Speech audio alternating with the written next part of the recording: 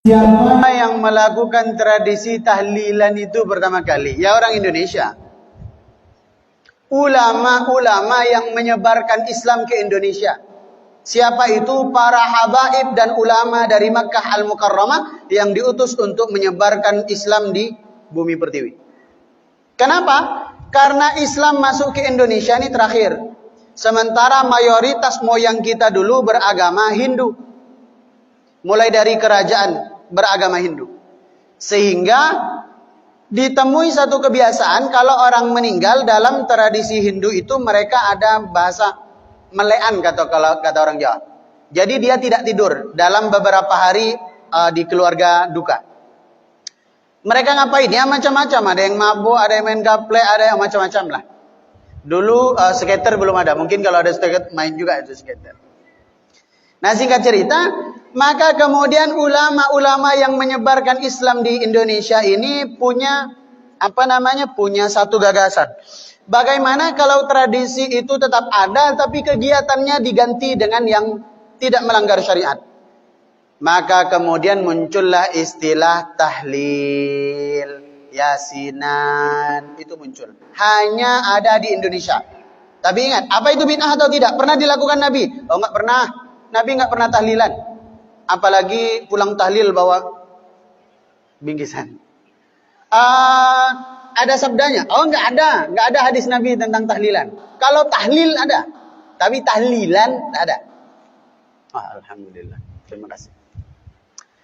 Kemudian apakah pernah ditetapkan oleh Nabi? Bagaimana mungkin ditetapkan? Kejadiannya aja belum ada di zaman Nabi.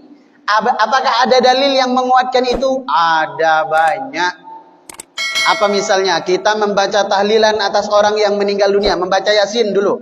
Apakah ada dalil membaca Yasin untuk orang yang meninggal dunia? Ada. Kata Nabi SAW, Iqra'u Yasin ala mautakum. Bacalah surah Yasin atas orang yang meninggal di antara kalian. Ada dalil. Ada dalil secara umum yang menaungi ibadah itu. Membaca tahlil, apakah ada dalilnya? Oh, kemarin sudah kita kaji hadisnya. Ada kalimat tahlil, ada kalimat takbir, ada kalimat tasbih. Sudah kita kaji. Banyak dalil tentang itu. Kemudian kita pulang bawa bingkisan. Apakah ada dalilnya? Ada. Bahkan dalil bingkisan itu tidak hanya dari hadis. Dari ayat Al-Quran. Ayat Al-Quran mengatakan betapa banyak orang yang telah meninggal dunia itu, kata Allah Subhanahu wa taala, mereka merintih menangis minta dihidupkan kembali kepada Allah. Fa'as-saddaqa. Karena ingin bersedekah kembali. Kenapa? Ditegaskan dalam hadis Nabi, ternyata orang yang meninggal dunia itu pahala yang pertama kali dirasakan oleh jenazah yang baru saja dikubur adalah pahala sedekah.